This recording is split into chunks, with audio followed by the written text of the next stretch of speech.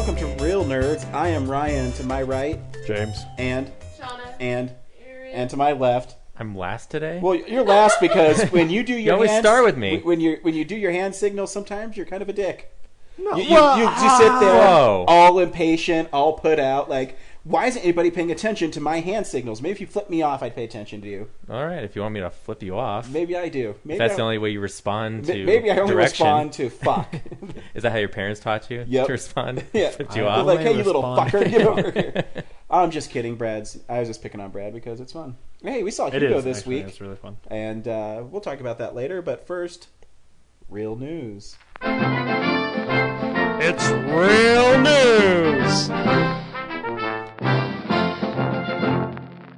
I have to start on a kind of a downer on real news because I am a big fan of the movie Jaws, and I think one of the staples of the Universal Studios tour is the Jaws ride in Orlando or the one in LA. Absolutely, And that ride is one of the... it's iconic. It is. It's very iconic. Like that ride itself is iconic in a different way than even being connected to the movie. Like that ride Yeah. is a symbol of Universal Studios And and movie rides in general. exactly. So today on their, or maybe it was today, on their Facebook page, or Universal Studios Orlando's Facebook page, they released that after 20 years of being terrified by the Jaws ride, they will be tearing it down, and the whole Amity part of the park is going away, and they're going to make it something new and exciting. How much room can that even take up? Like, You're not... I haven't been there. I went there a few Yeah. years ago. I don't remember It's- Amity being that much bigger. It's kind of It's like a lake. yeah, it's like a Yeah. lake, Yeah. and it has like its own like shop, and it has like a fish and chip place. I just saw the See, that's California one, and the California one's drastically smaller than that one. Yeah, and it's really a bummer because even the California one, you kind of just go through. It's like a studio tour. You just wrap around it. You drive around it. But yeah. the Orlando one's cool because it tells a story, and the shark attacks you a couple Yeah. times in it, and Yeah. you will get wet. You won't get wet, but it says you will get wet. and so they're gonna not have it part of the theme park anymore. And I think it's kind of a bummer because they're trying to. It's horrible. They're trying to justify it by saying, well, this movie's almost 40 years old. The ride's 20 years old. They should, we're going to put something cool here. Which is, it's Universal, and what did they release? I'm guessing some stupid kids movie they're going to put over there. And it's one thing like when they tore out the King Kong ride, they tore it out to put in a new version of the King Kong ride, and they sort of Only because it burned down. well, yeah, Yeah. I guess that's true.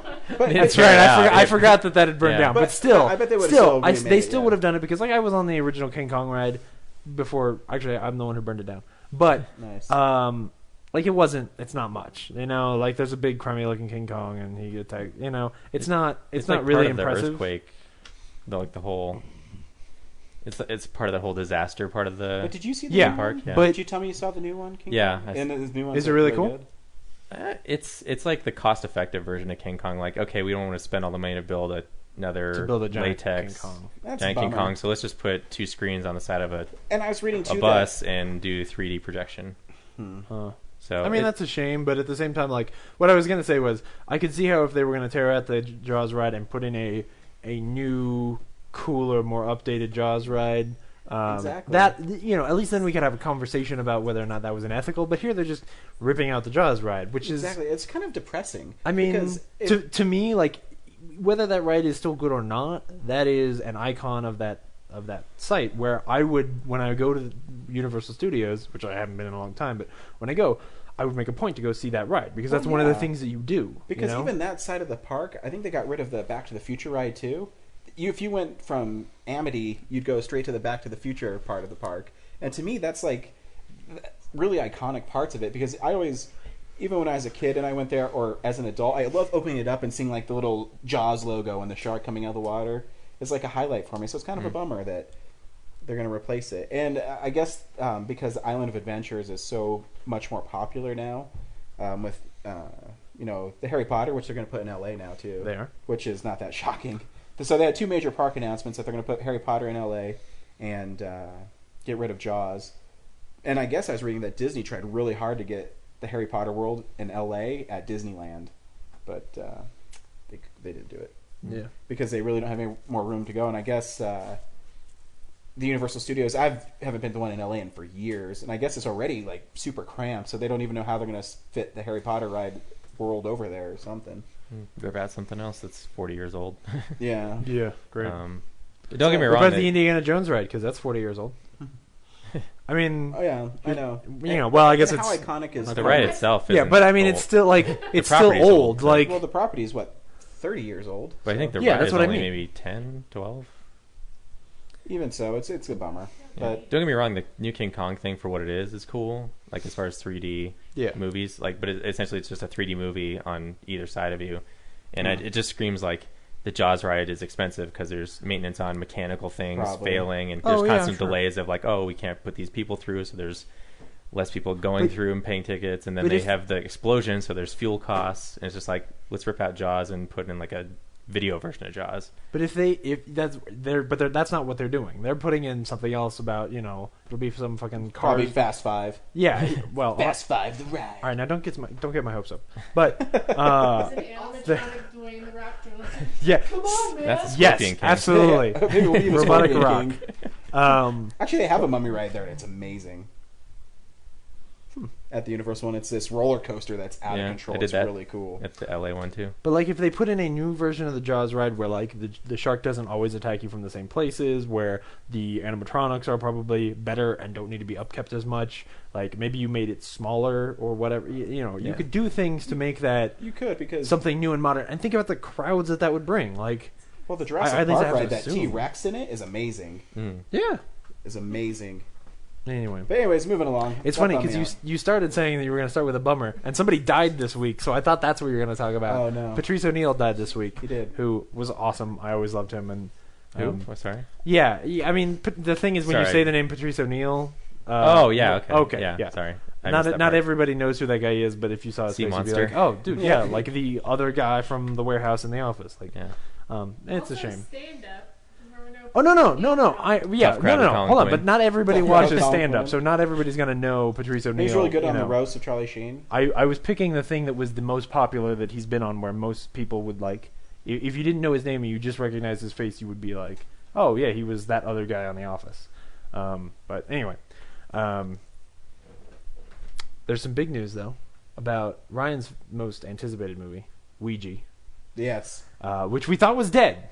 We thought it was dead. But It's like the coming Ouija back. board, they've summoned the spirits. Yeah, Marty Noxon, in fact, who Yeah, Marty Noxon, we're I all love her. big fans of, is going to be writing Ouija. That is not enough to make me see a Ouija movie. No, probably not. Yeah, not at all. What are you gonna do? You know. No. Speaking of movies, Is this like Exorcist 8?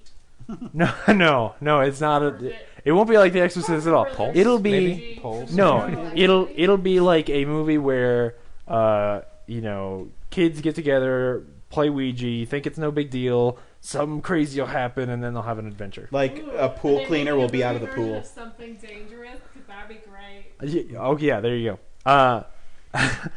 So interesting news, sort of follow up from something else that we've talked about recently.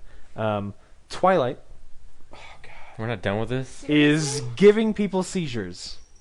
I did read Oh, I that. did read that. The book or the The movie? scene, no. And I even commented on this when we saw the movie. The scene where she gives birth is abrasive. Like the way that it's shot and the way that the scene sort of flashes and there's some crazy shit going on. Like it doesn't communicate emotion or anything like that. It just hurts your face to watch it. And now it's giving people seizures. Like it's happened a couple of times now where people have little mini seizures in that movie, which is horrible.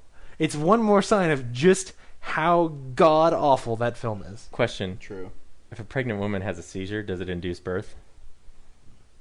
I don't know. I don't know, ladies. Depend on the stage of the Wait, now. Well, anyway. it's 3 weeks. Let's say full blown pregnant. Yeah. And then you don't give birth; you just have a little peanut come out of your vagina. Are you suggesting are you suggesting that what actually happens in that movie is that she has a seizure as she's giving birth? Because that would actually make that scene make any sense. No, I was just We haven't read it. imagining the irony of watching that scene and then also having that happen in real life at the same time because of it. Absolutely. Minus the vampire. Yeah. The other little bit of follow up is Come on, none of the women going to see Twilight are going to be pregnant. That's true. oh man. That is an abstinence. Last week we talked a lot about whether or not we think the Muppets can survive, which Brad still hasn't seen the movie, but still, $42 million opening weekend. That's good. $42 million, which is Cost $45 Actually- to make, so or I think it was 45. yeah, 45 to make. Oh, okay. Yeah, maybe then- 45. I don't remember. It's somewhere around there because I thought it was just shy of making its budget back on the weekend, which is really good. It means we'll see a Muppets 2, and maybe a TV show or something like that. But so it's good. It makes me very happy. You Yep. know, it doesn't necessarily mean that would be sustainable. Where if they made a sequel, it would do just as well. But still, it's exciting. Maybe we'll take the arc of like the Alvin and the Chipmunks thing, where it's just like it's this thing you think is just Whoa, hey, this can't catch on, and then 3 movies later and okay. $300 million, yeah. or the Smurfs. I something thought you were that. like, wishing a hex upon the movie by hoping that it takes the Alvin and the Chipmunks route of just like cramming out garbage and forcing people to go see it because they have to see Alvin and the There are Chipmunks. 3 Alvin and the Chipmunks movies? Yeah, there will are. be. Shipwreck. I mean, I'm proud of it. David Cross neither is back neither. on Yeah, I saw the one. first one. Yeah, me too. There will probably be another Smurfs movie for the same reasons. Oh yeah, Yeah. for sure there is. Oh yeah. Oh, it did amazingly well. I'll last little bit of news. The Nielsen ratings put out an interesting statistic this week. Not one that has anything to do with their actual job, which is to keep track of how popular shows are, because they're shitty at that. How popular they are in LA and New York only. Yeah.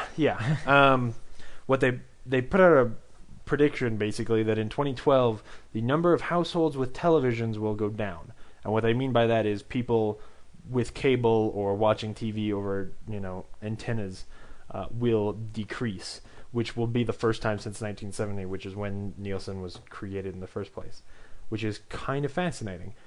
It signals a pretty massive change in the way that people watch TV, because what it implies is that next year there will be so many people who only have Netflix and Hulu and those kinds of things that they completely cut the cable, which I would love to be able to do, but can't stand. Shauna has done it, though she steals everything, but still, that's okay. Excuse moi. I mean, I do the same thing. I do. My mom, she came and talked to me. It's like, Aaron, cable's getting rid of Turner Classic Movies. We have to figure something out. Oh, What's on Hulu? Is the Home and Garden channel on Hulu? Because you need to watch Homes and Homes. it would be we're not that close. It would be really nice if we had sort of any kind of on-demand television alternative that was anywhere good enough, but I really don't think that even with Hulu, especially because over the last few years, and we've talked about this before, Hulu has kind of gone downhill in its ability to actually be a viable option for me, because all the commercials are the same commercial and they're obnoxious and they make all the mistakes that TV has been making for so long. So anyway, Though the commercials that are on Hulu, the commercials that are on Hulu are shorter than the commercials that you see on TV, and it costs less. absolutely, And you know when they're absolutely, but True. I stopped watching shows on Hulu because I would watch a show and every commercial break would be the same commercial.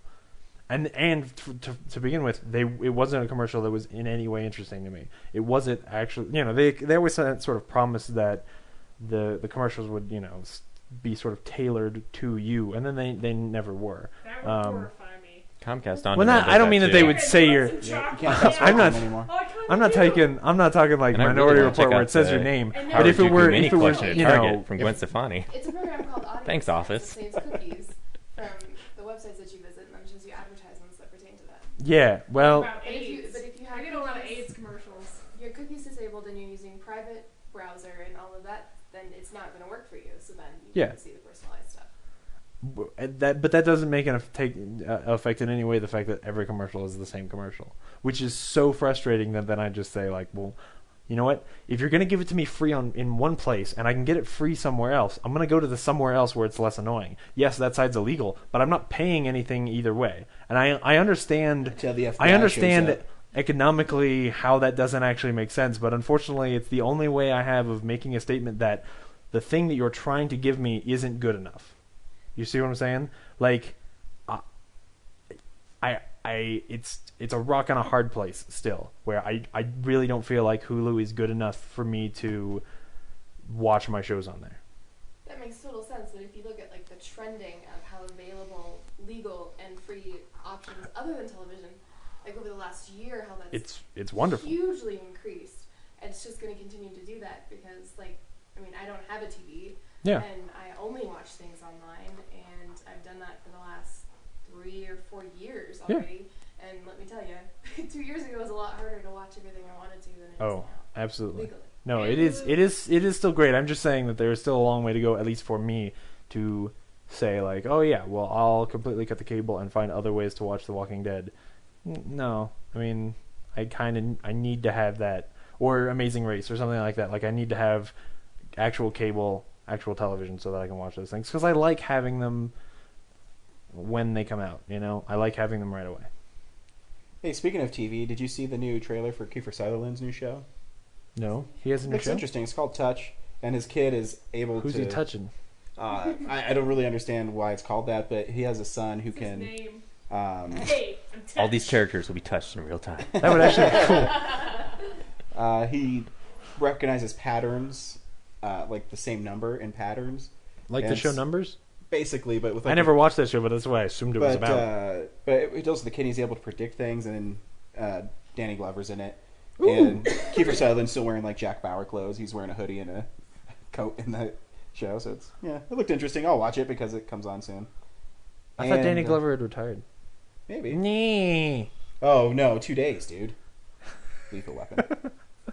Oh man. And then a couple more quick things. Did you guys see the concept art for the lizard from Spider-Man? Yes. Yeah. Whatever.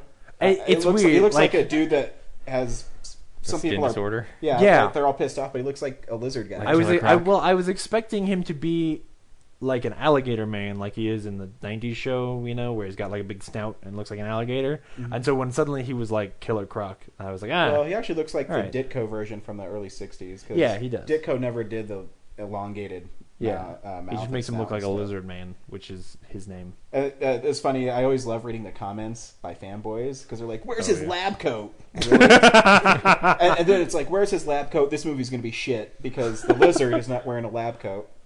And isn't the photo just like of his? It's a bust, right? Like it's just his Yeah, head. it's just a So head. I don't know. Oh no, there's a painting Maybe too it's- of like his whole body where he's like crawling through a sewer.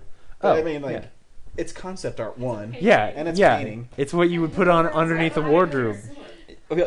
In his True. in his appearance in the comic books, Reasonable. he's a doctor who does research, and the reason he turns into lizard is because lizards can regrow limbs after they've been severed their tail, and so he has a missing arm, so he uses it, and then he grows an arm, but it also turns him into a lizard. So he's a doctor and he has a lab coat. I wouldn't go to the But- hospital That just with, sounds like, like lizards and here's the thing. Craziness.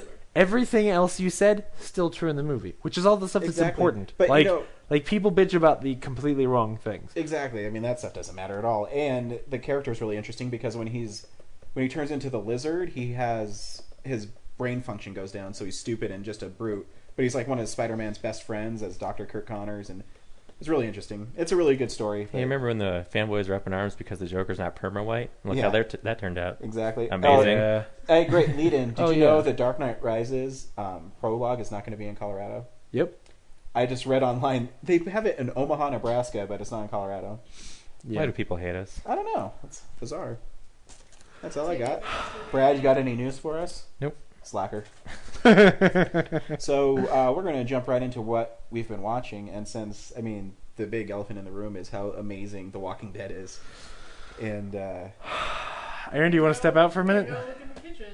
For Yeah, go see what's so going on. We'll hang out. We'll, that waffle iron. Okay, I mean, we should say right off the bat, we are going to talk about what happened. yeah, and You it's know, very we just- spoilerish. Yeah, this week's episode is the episode that sends the show into hiatus until February, and it's sort of the end of the first story arc of the show, and so we're going to talk about it. So if you haven't seen it, skip forward about 5 minutes or so, and just be careful. It won't take that long, but still. More like 15 minutes. Or Yeah.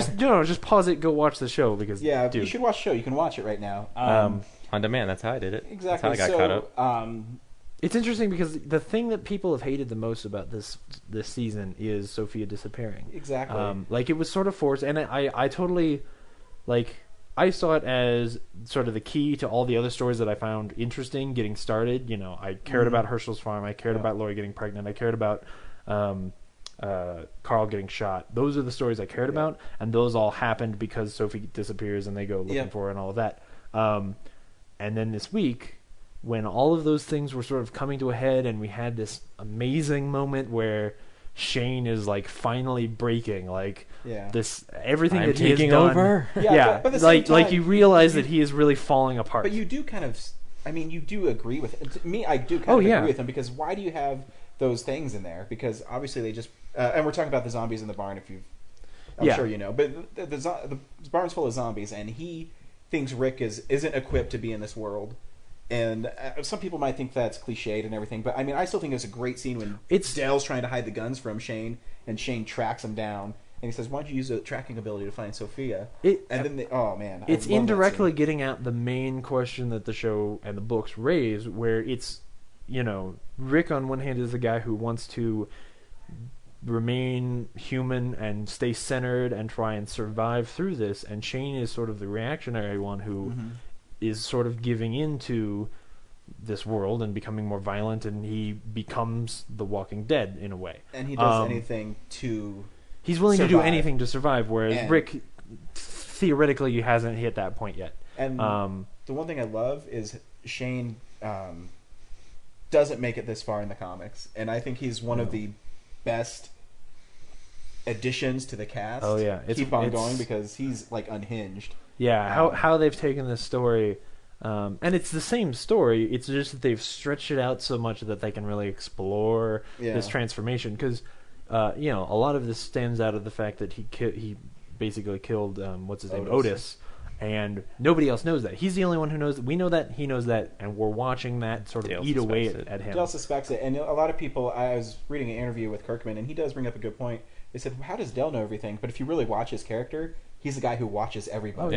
Oh yeah. And That's all he does all day is watch things. Yeah, and so and because he's, you know, like, it's kind of The cliche, but Watching he's Dead. the wiser older man. Exactly. Like, he knows people pretty well, and he's able to interpret the things that they do, and he can anticipate the things that they're So gonna obviously, and then you go to the big reveal that, you know, they massacre all these zombies that are in the barn, and which then, is before we get to the we get to the twist. I just want to say my laptop died, so I can't look up the name of the actor, but the guy who plays Herschel, who I'd always thought like, oh, this is a really good choice, like he was really great.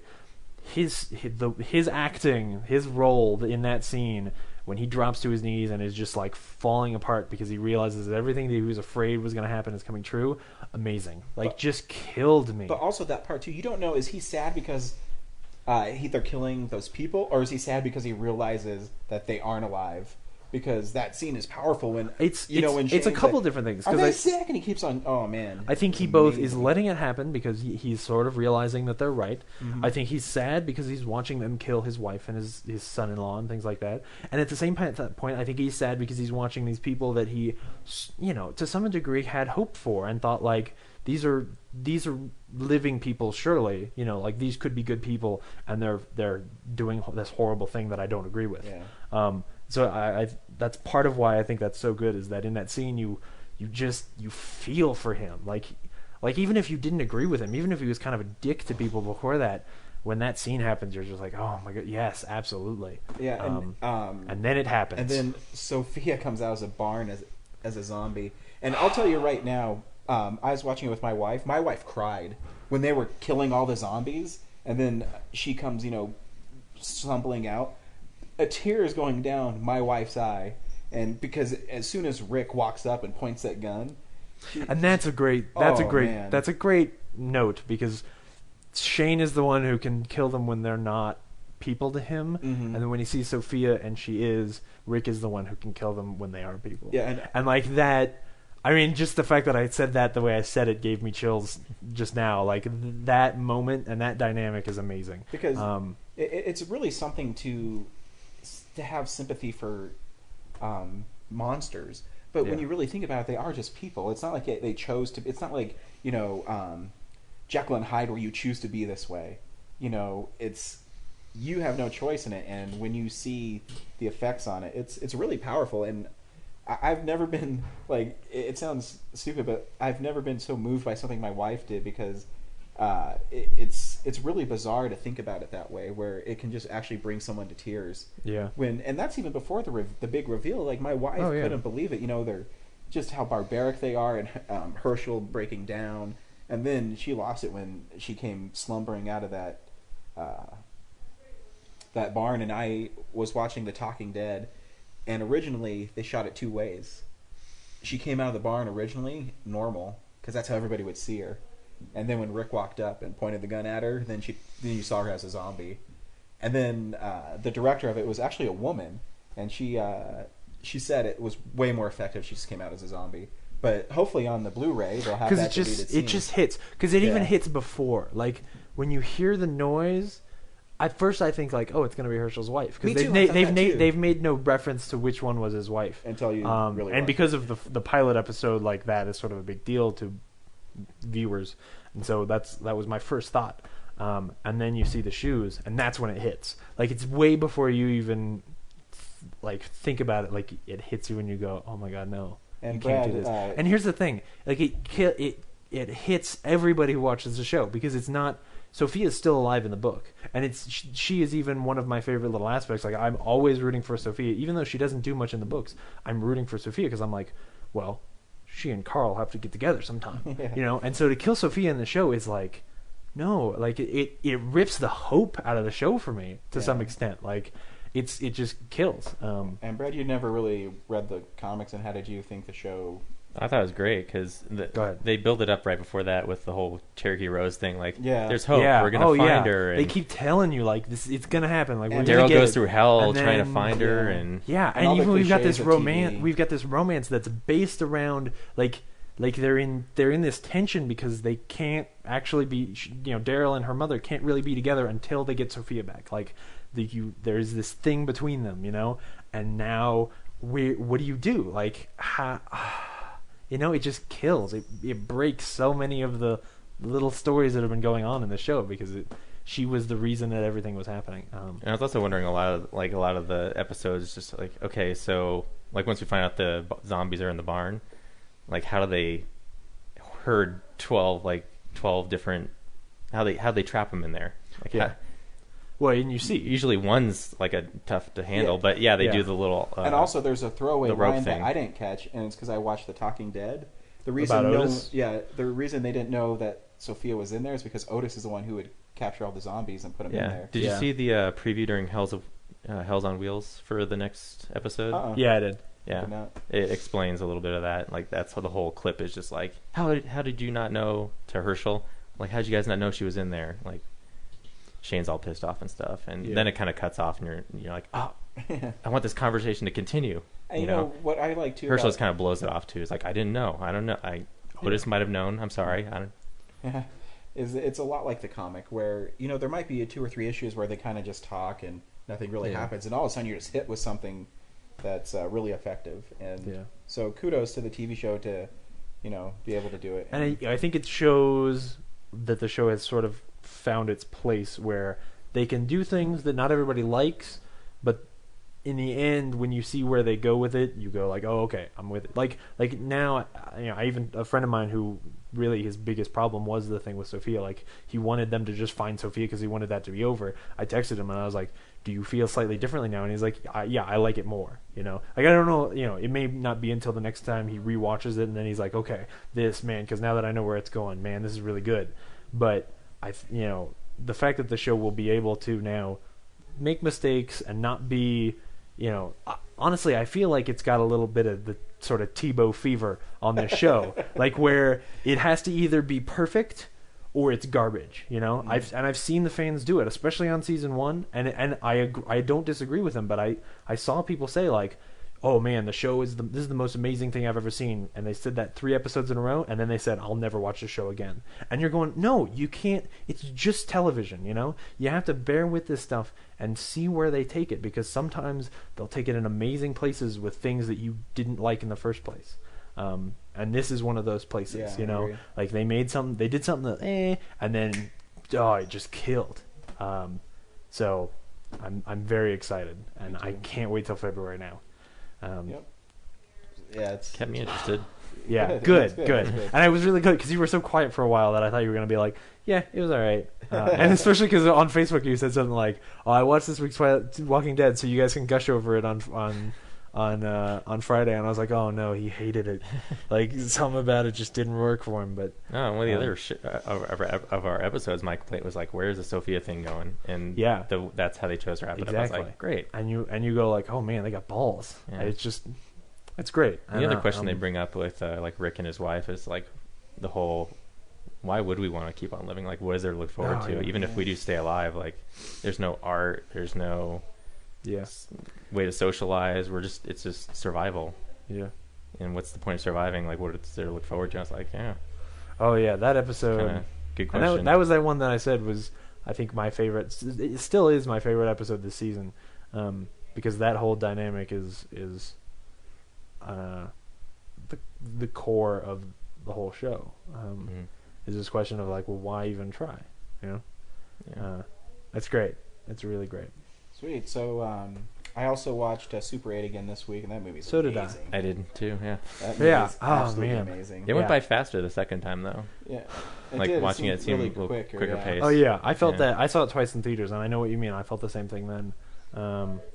And it's funny. Did you guys watch a lot of the stuff on the discs? I watched the some deleted of it, scenes. Yeah. Oh, okay. The commentary is really pretty fun. Like you should take the time and go through that. They at the beginning he said something about that Steven Spielberg never does commentary, and so they try to email Steven Spielberg and get a response during the commentary. I won't spoil whether or not it works, Nice. but it's pretty fun. So yeah, you should pick up Super 8 for sure because that movie's amazing. Yeah, really we'll talk is. about it again in a couple weeks. I'm sure we will. Or you Also, can listen to our Super 8 Yeah. episode that we Oh did. yeah, Yeah, that's earlier right. this year. Oh man, we can do You're that almost now. An hour worth of that. Yeah. Yeah, Perfect. it's still the reason I like movies. I also have to mention that I got Evil Dead 2 25th anniversary Blu-ray, and it's the first release of those movies that is actually worth purchasing an extra version of, because they have an hour and 40-minute documentary about the making of it.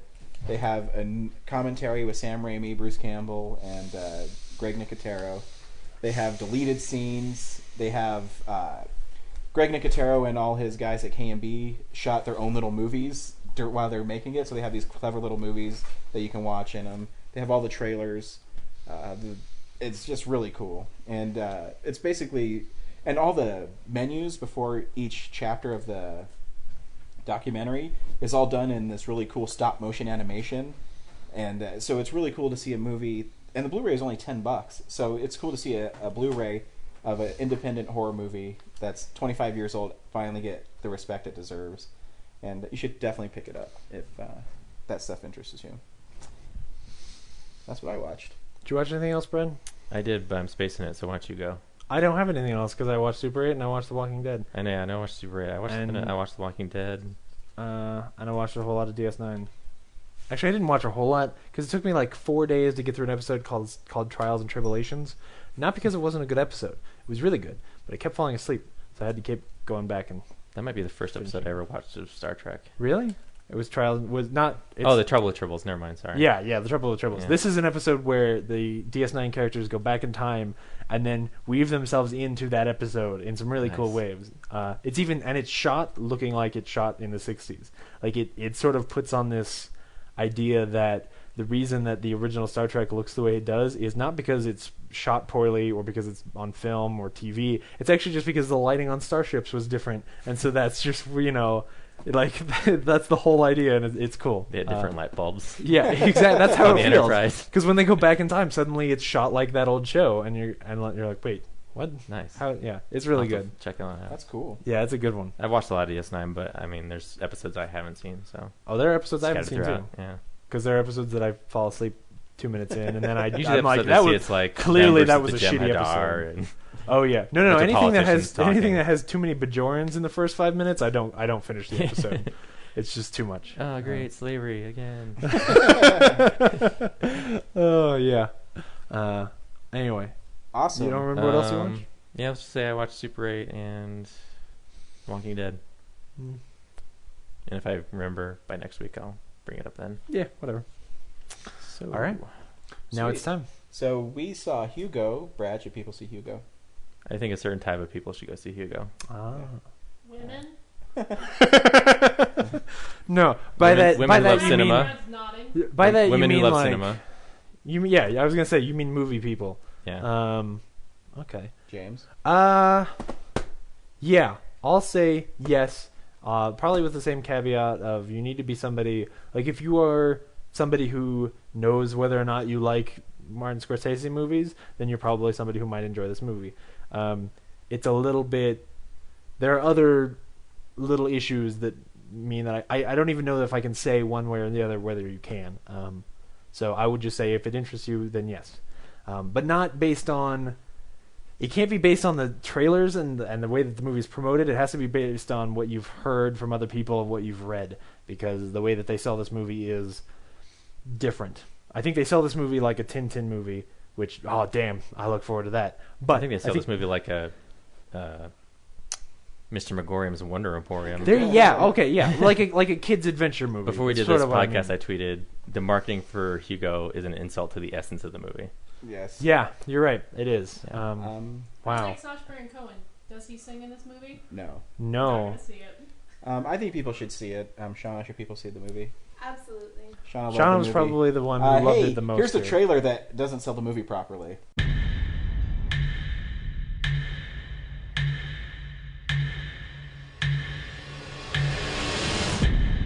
What's your name, boy? Hugo. Hugo Cabret.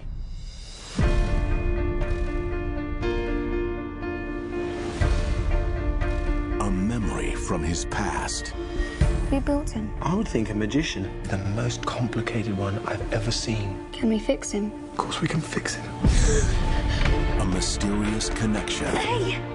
Where did you get this? I need it to fix something. This is marvelous. A secret. What is that? I think it's a message from my father. Why would my key fit into your father's machine? To finding his way home. This is a treacherous place. Do you understand? Watch your step. We could get into trouble. That's how you know it's an adventure. You've tried to forget the past for so long. Maybe it's time to try and remember. The story's not over yet. This Thanksgiving, Academy Award-winning director Martin Scorsese invites you on an incredible journey. Stop that child! Apprehend! Once upon a time, I met a boy named Hugo Cabret. He searched to find a secret message. I need to know what this means. And how that message lit his way. All the way home. Hugo.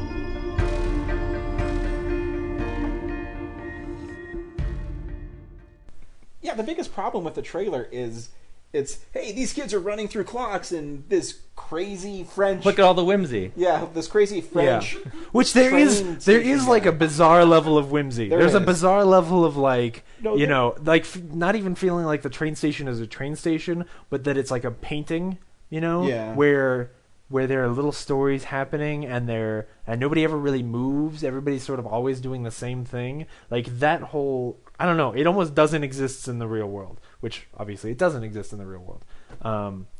But yeah, no, the way it portrays the movie is just like, as a like I mean, tongue-in-cheek even the poster kids, where the kids like hang in on the clock hand, and he's, which is an anticlimactic nothing scene. Yeah. absolutely, You know, like there is no danger in that scene. no, but like So Ryan, why don't you explain the plot? So Yeah, well, the plot is Hugo is this little boy who lives in a Paris train I'm station, gonna spoil this for you. and he winds the clocks and keeps them going, and then you find out later that's because he's a little orphan because his dad passed away, died in a fire, and a horrible CGI fire. yeah, horrible CGI fire, Yeah. And Oh man, Jude Law. we can't talk about the CGI in this movie. and then he lives with his uncle who teaches him how to wind Be the an clocks, alcoholic. and an alcoholic, and one day his uncle disappears, and so he isn't sent to the orphanage. Oh. He keeps care of the clocks, and his father left him this little mechanical man, and his whole goal is to steal parts from the toy shop in the train station to rebuild his mechanical man. So that hopefully the mechanical man will provide some kind of message from his dad. Yeah. Something. And I'll have to say the movie really, really started very slowly. I think it starts kind of well. It starts. Remember, there's a late title card, and I think Yeah. before the late title card, Which was just terrible. Yeah. No, the late title card itself was horrible. It Hey, was we like, changed the name of the movie. Throw something together real fast. Yeah. The late title card itself was horrible, but I think does not- that sort of prologue was actually kind of neat. Of like they introduce you to the world, and then that scene of he tries to steal the thing, and then he Yeah. gets caught, and that little just sort of emotional beat, and then having the late title card there lets you then start the movie from there. And that I thought was cool, but you're right. Like it's slow and it takes its time, and it focuses on things that you don't understand why that's important, and sometimes they aren't. I think that's a trademark though, kind of Scorsese. I think some of his movies do. Like I think Shutter Island starts really slow too. Yeah, and a lot of his movies. But one thing I will say about his movies is they're always shot very well. Yeah. The opening scene when he's running through the clocks, I love how the camera moves. Oh yeah, it's really cool. But the shots are brilliant, and I think we should say we didn't see it on 3D, and I'm glad because it reinforces my belief that when a movie is shot with as much attention to depth as this one was, which clearly he did that because he wanted to shoot it for 3D, the movie already is in 3D. Like when the shots are built the way that these shots are built, your brain automatically fills in that space, and the movie's in 3D. It doesn't need to be in 3D. Because there were amazing shots where I was like, oh man, look at this. Look how cool that is. If it were in 3D, I would just be thinking about, look at how 3D that is. Yeah, I think my biggest problem with I think the movie's actually a good movie. But my biggest problem was at the very beginning, it had weird beats with characters looking at each other. And it felt really weird. It was like, why are you stealing from me? Yeah. That's me just sitting there staring because the little boy was. And it was just really bizarre timing and pacing for me. Yeah, there's a lot of, especially in that first chase sequence where there's stuff that's supposed to be funny in the way that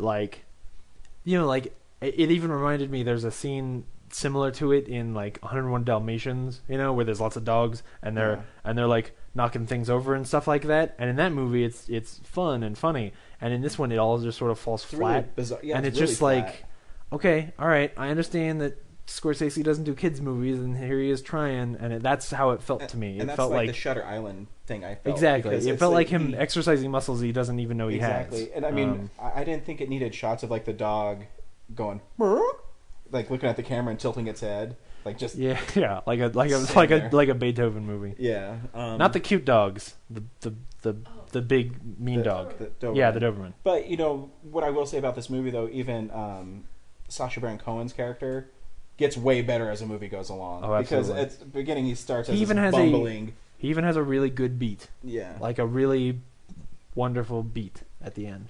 Yeah. Which also reminds me, there's sort of a rule, and it's a guideline, just as every guideline in screenwriting, that if you ever write a dream sequence, just delete it.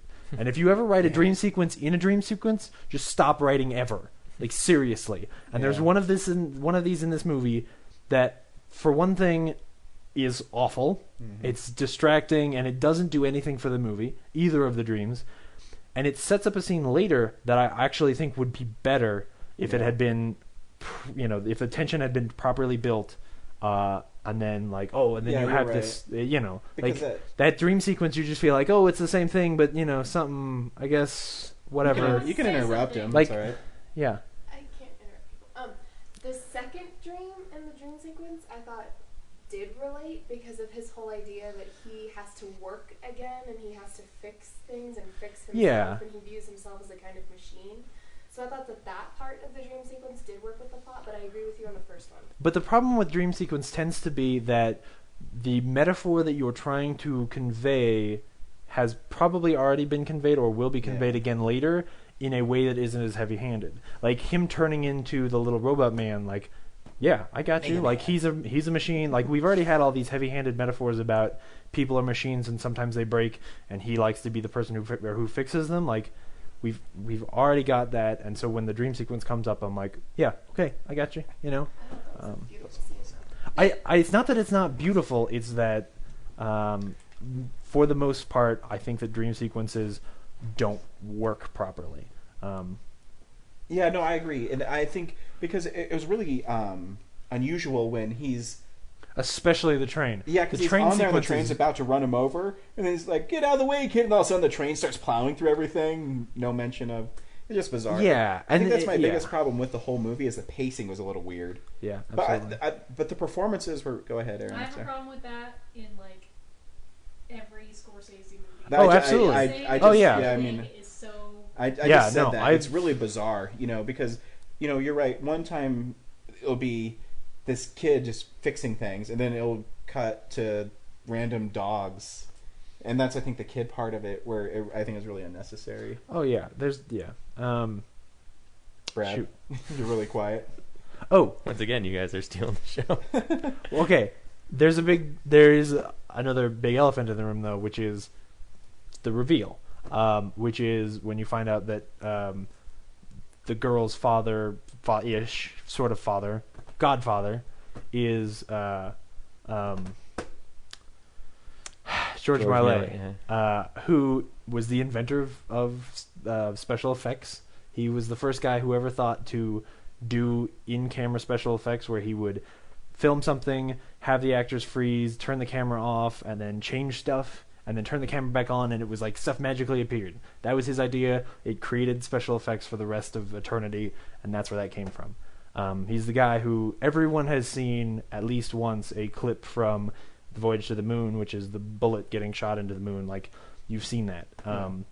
And at some point it gets revealed, like, that's who this is. And then it takes a turn into documentary filmmaking where the kid starts narrating a whole section where they're reading from a book and telling you about, like, oh, this is how film started, and this is where... And it's weird and clunky and sort of like it's fascinating, I mean, or at least for anyone who didn't already know that story, which I did, it's fascinating, I assume. But it's... I didn't already it know that story, kills and the pace.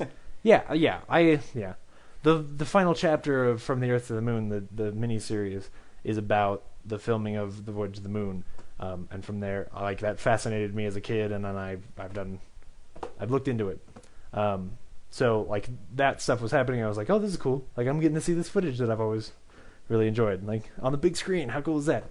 But I think that in the pace of what is supposed to be an emotional character-based story, it just sort of drags everything down into, like, really blatant exposition. It's fascinating, and it's history, but it doesn't work for me. But Brad disagrees.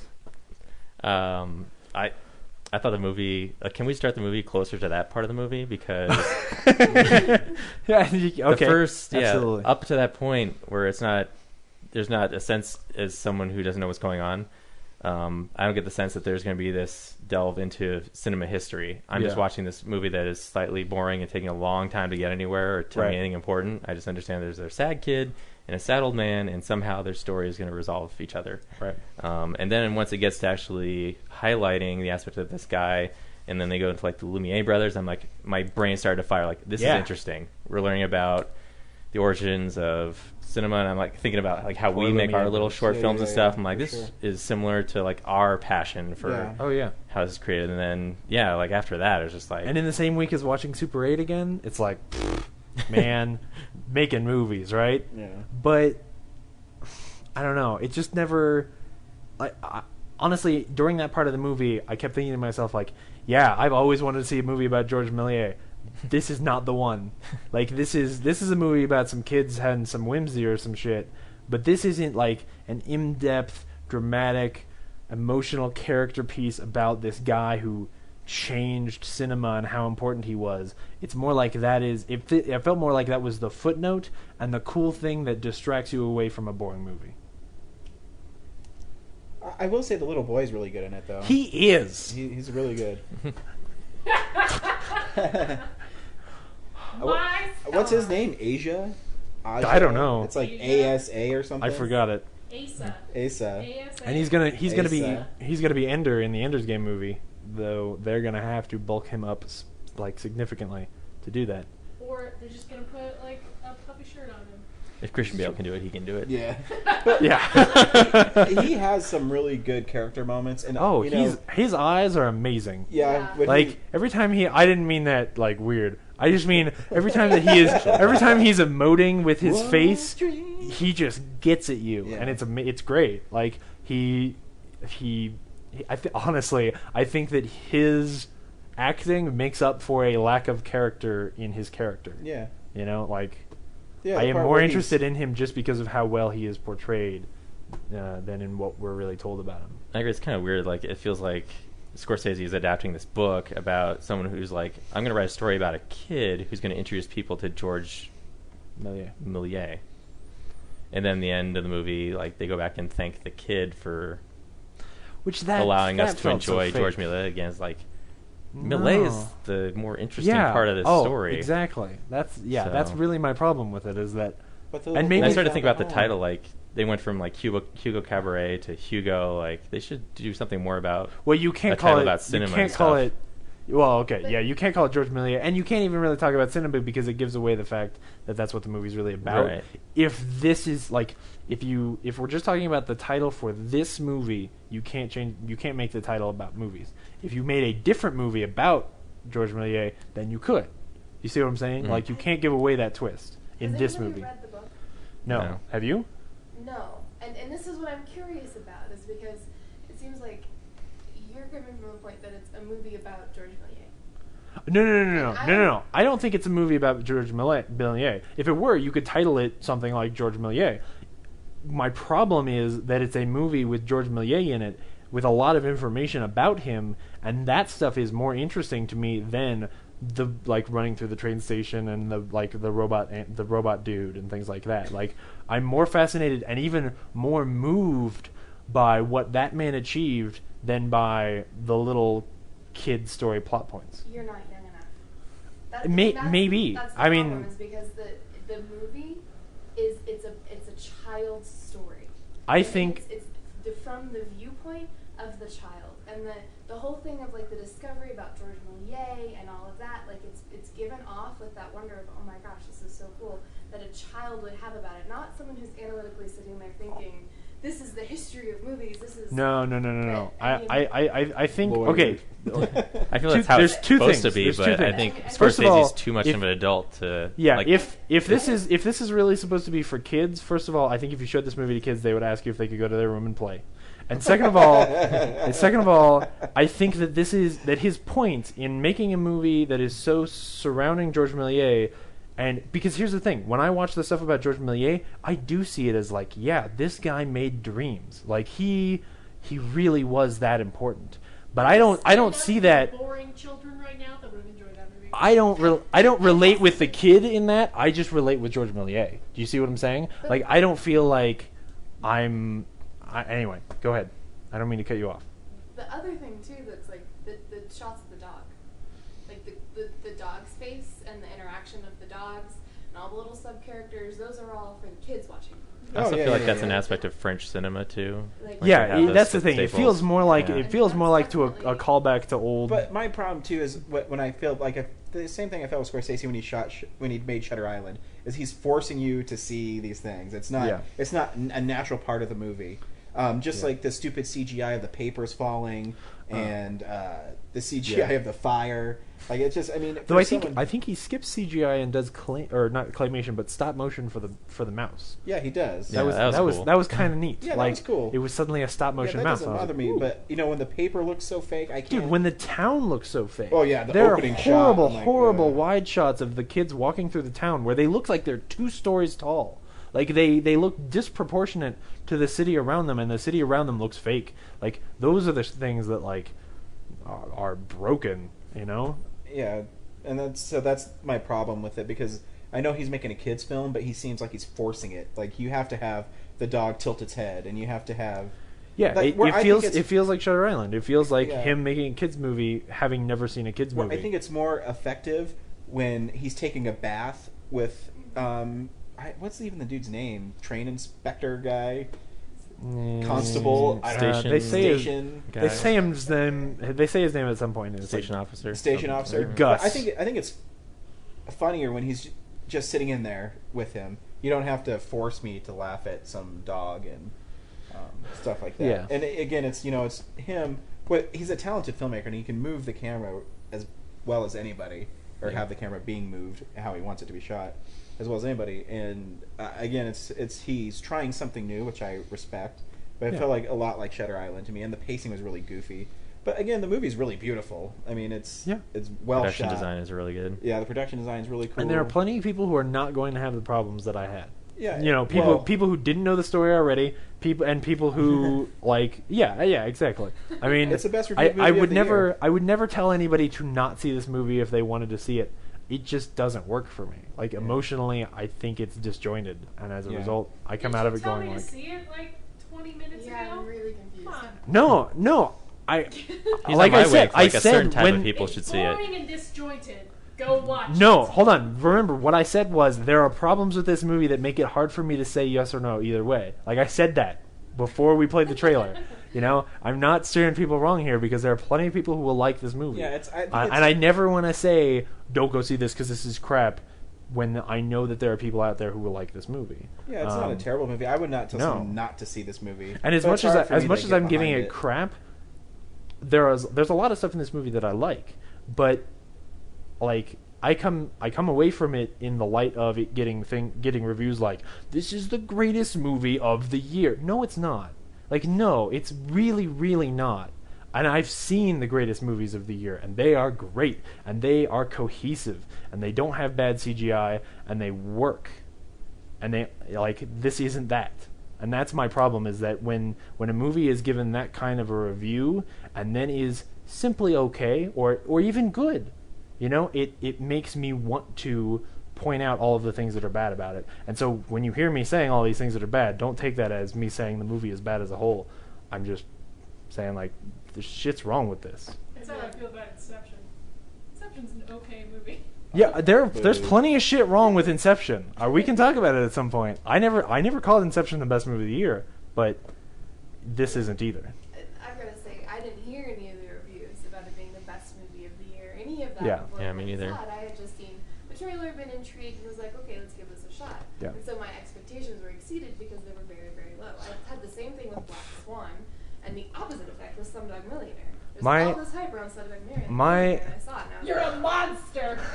I am not as impressed with this movie as everyone else was. My- You're a It monster, was Shauna. okay, but it didn't blow me away. But I think what really saves this movie for me is that one of the last scenes is he gets picked up by policeman, and he's crying and pouring his heart out, and it's amazing. And then when you see him in the next scene and he's happy and he's a magician, I think it really kind of ties the movie well. And that's why, I mean, despite all the little flaws and pacing I have issues, there are some moments in the movie that are really, really good. Absolutely. There are plenty of times that I laughed, plenty of times that I was kind of moved, Mm-hmm. It's just that it doesn't fit together for me. Yeah, I agree. Can I ask, this is a legit question, how often is Sacha Baron Cohen in that movie?